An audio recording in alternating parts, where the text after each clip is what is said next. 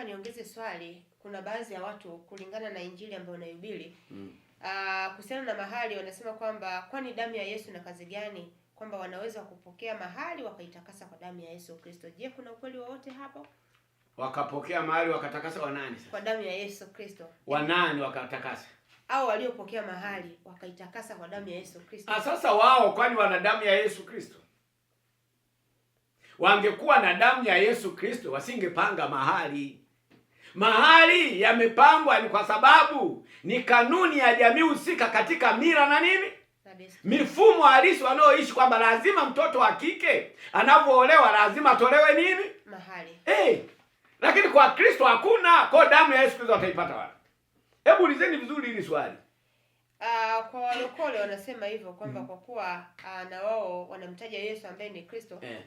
Wanasema kwamba wana uwezo wa kupokea na wakatakasa kwa damu ya Yesu. Tumesema watatakasa kutoka wapi? Tumesema mahali ni kitu kilichopangwa kwa ajili ya ibada ya kanuni fulani. Kwa Kristo hakuna hiyo ibada. Au mfano lugha rahisi, hatuuzi mtoto wa kike.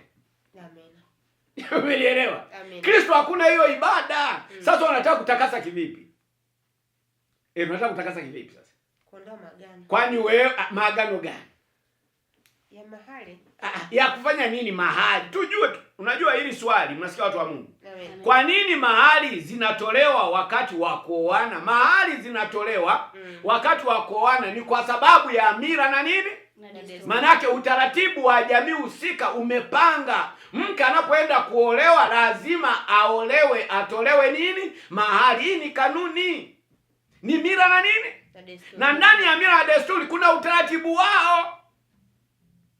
Kwa Yesu ambaye ni Kristo hakuna hayo. Amen. Hakuna hayo.